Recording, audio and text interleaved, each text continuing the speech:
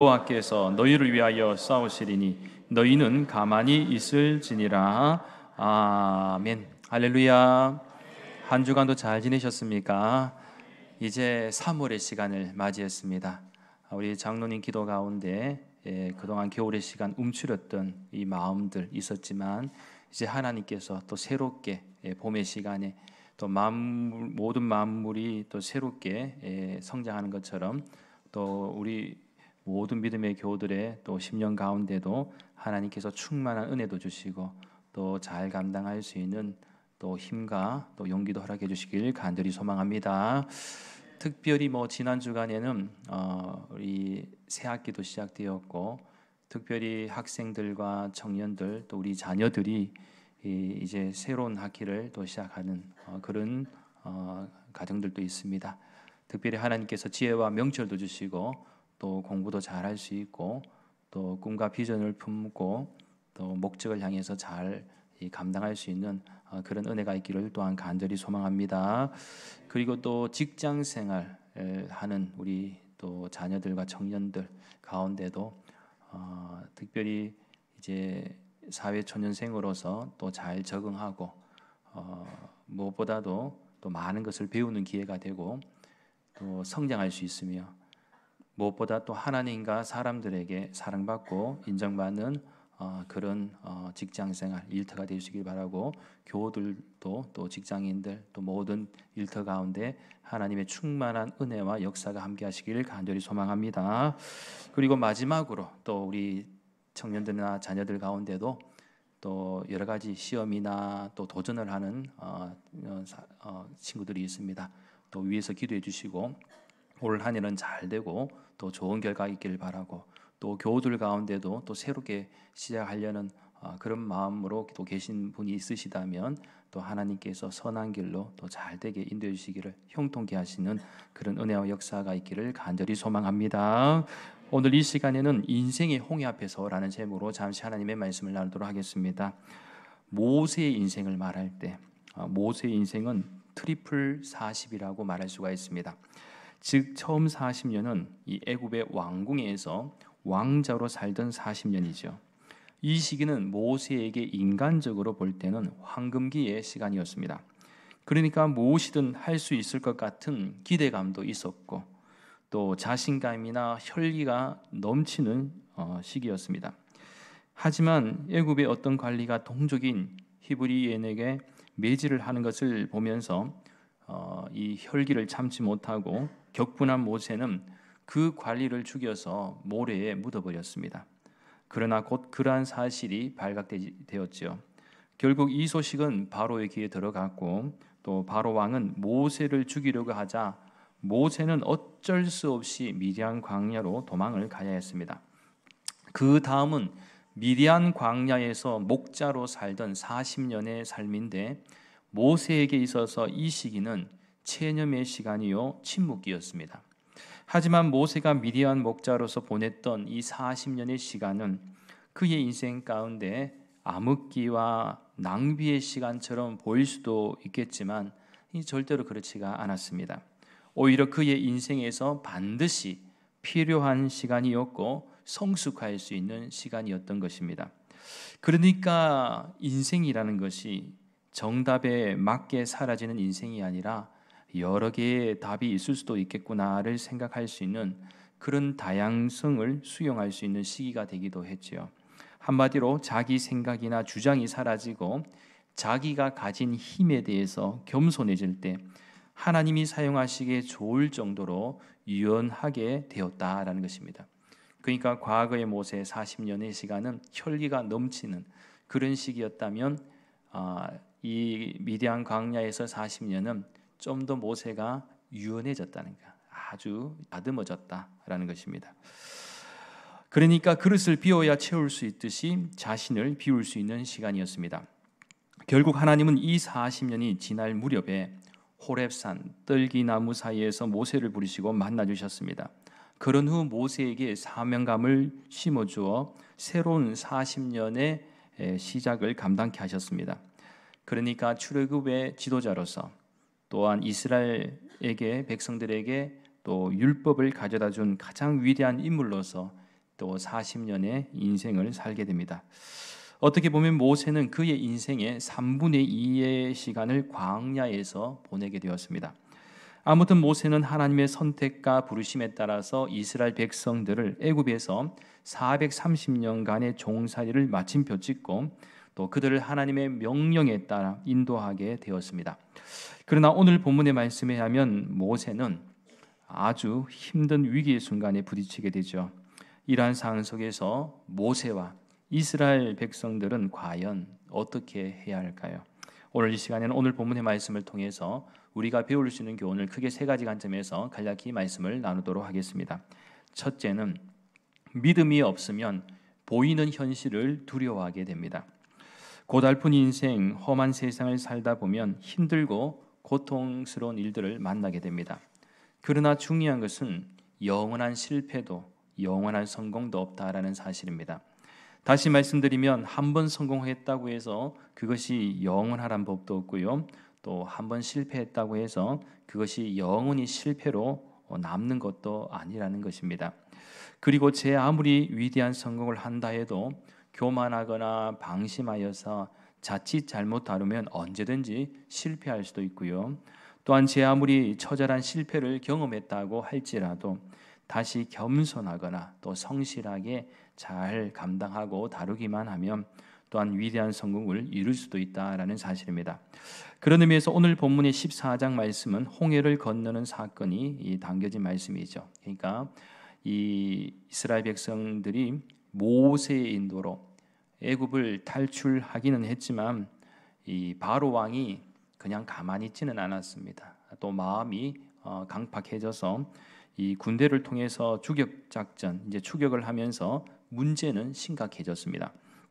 즉 추격해오는 이 바로의 군대, 그리고 앞을 가로막고 있는 홍해, 여기서 그들은 이제 둘 중 하나를 선택해야 했습니다. 뒤쫓아오는 이 바로의 군대, 기병대에게 붙잡혀 죽느냐, 아니면 일제히 홍해 바다로 뛰어들어 집단 자살을 하느냐.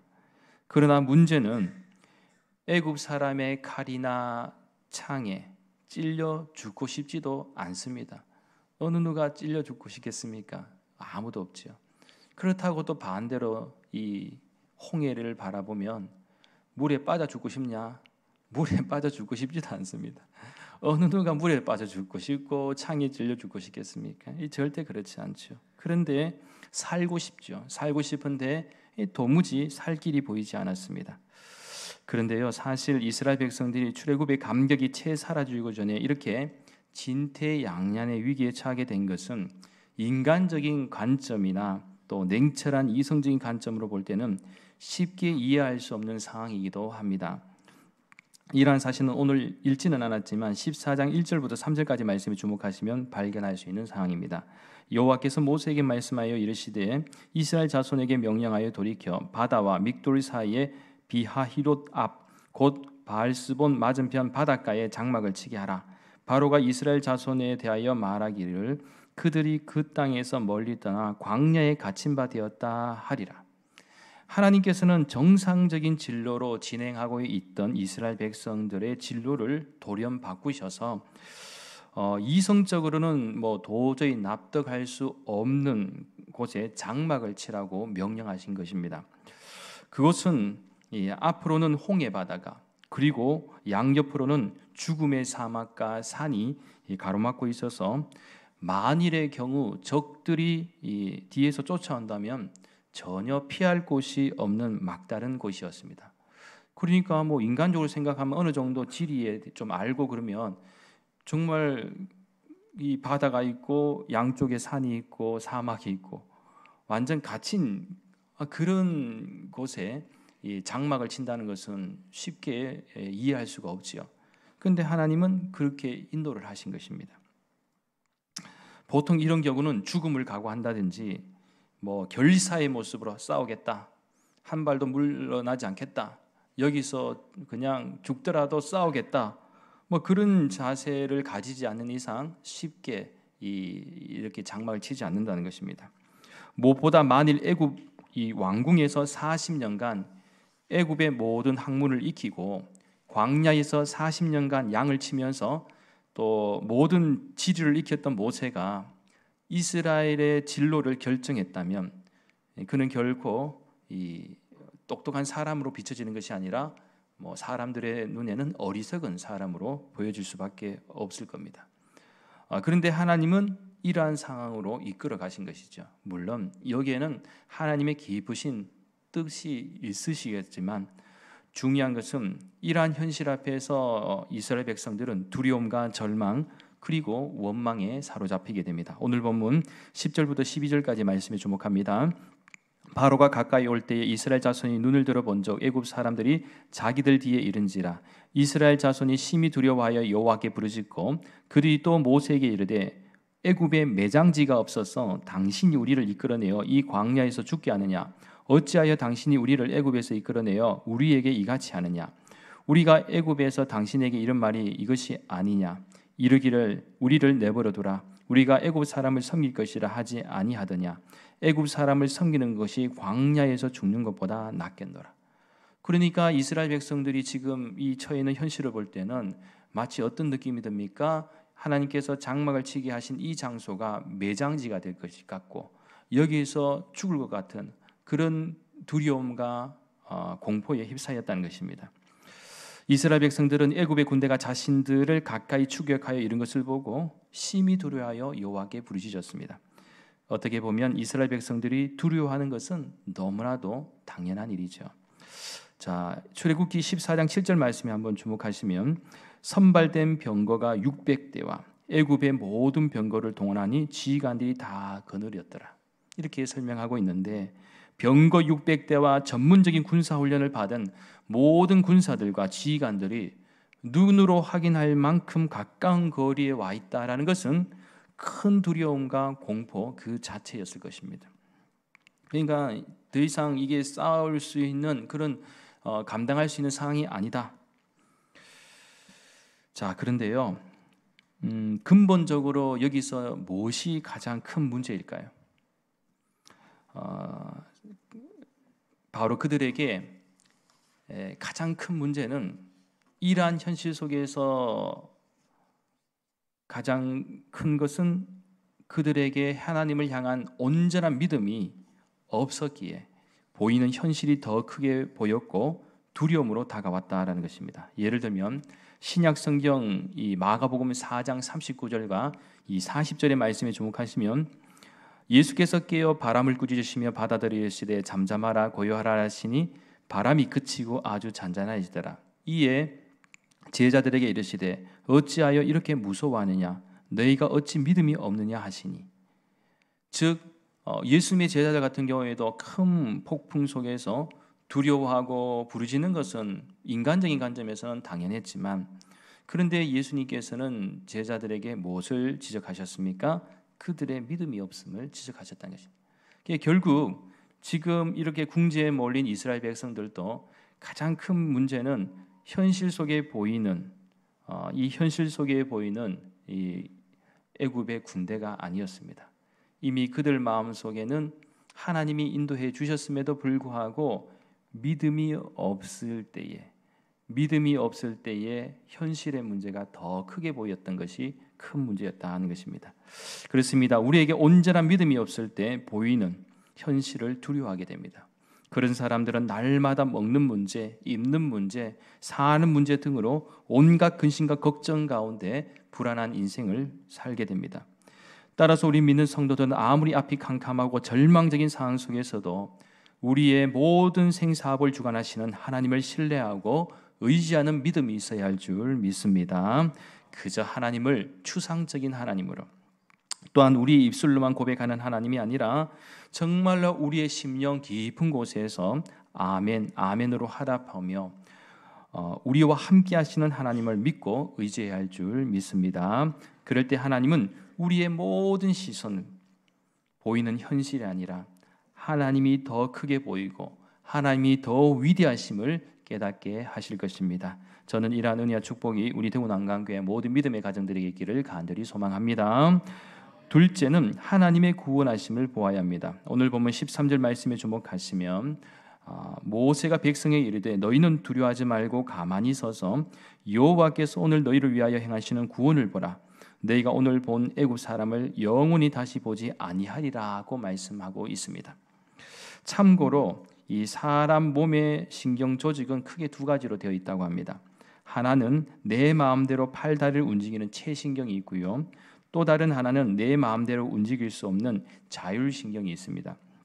즉 체온, 맥박, 심장 박동, 소화기 운동, 혈압, 뇌파 등은 내 마음대로 조정되는 것이 아니다라는 것입니다.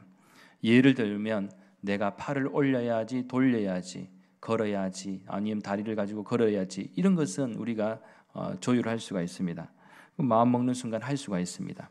그러나 어떤 물리적인 방법이 아닌 이상 갑자기 맥박을 빨리 뛰게 해야지, 체온을 떨어뜨려야지, 혈압을 올려야지, 소화기가 내려가는 것을 막아야지, 그렇다고 해서 정상적으로 흘러가던 신경 조직이나 이런 것들이 갑자기 원하는 대로 되는 것은 아니다라는 것입니다. 무엇을 말하고 싶은가? 인간의 육체 구조도 내 마음대로 되는 부분이 있지만 안 되는 부분도 있다는 것입니다. 그렇다면 내 몸인데도 내 마음대로 못한다면 다른 것을 내 마음대로 할 수 있을까요? 마찬가지로 인간이 무슨 능력으로 영혼을 구원하고 육체도 구원하고 거기다 환경까지 구원할 수 있겠습니까? 그렇다면 어쩌자는 것입니까?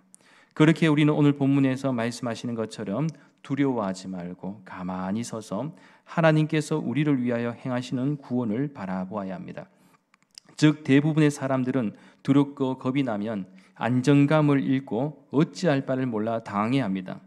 하지만 우리 믿는 성도들은 어떠한 문제와 위기 앞에서든지 하나님 앞에서 두려워하지 않고 가만히 서 있다라는 것은 내가 하나님의 말씀에 순종한다라는 의미도 포함이 되어 있습니다.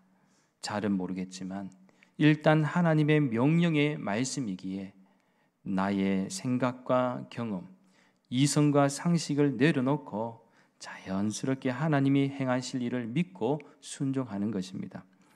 예를 들면 간혹 어떤 일에 대해서 문제 해결을 잘 하지도 못하면서 괜히 분위기만 심각하게 만드는 사람이 있습니다. 그때는 가만히 있어도 2등은 할 수 있을 텐데 괜히 불안감만 조성해서 다른 사람들에게 악영향을 끼쳐 일을 더 망치는 경우도 있습니다.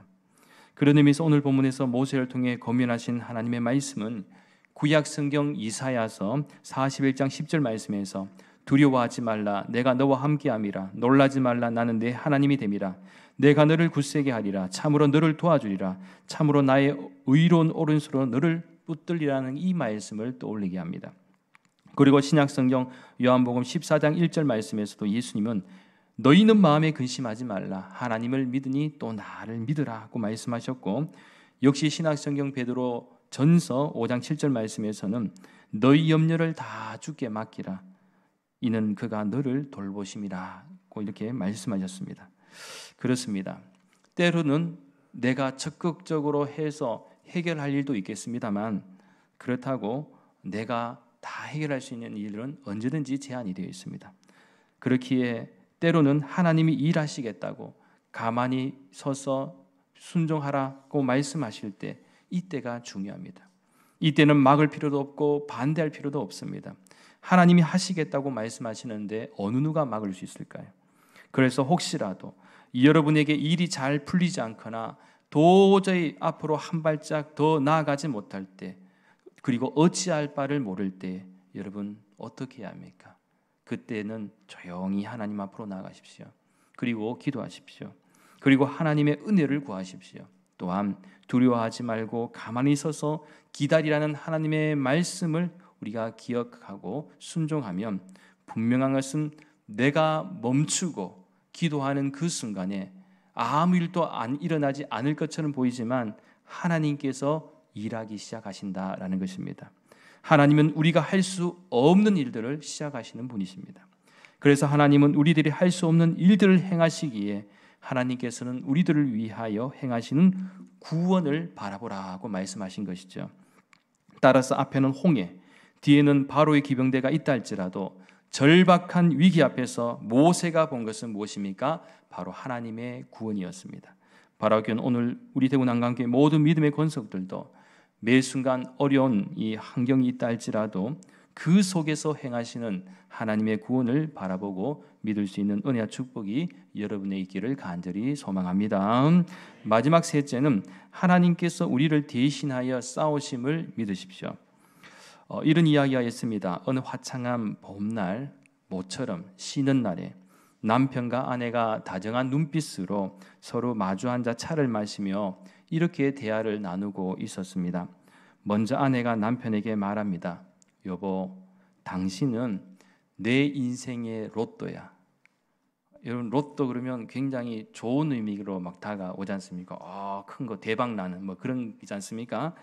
그러니까 남편이 너무 신이 난 거예요. 와, 아내가 나를 로또로 생각한다. 그래, 정말 내가 당신의 로또야? 진짜야? 이렇게 물으니까 아내가 정색하면서 대답하지요.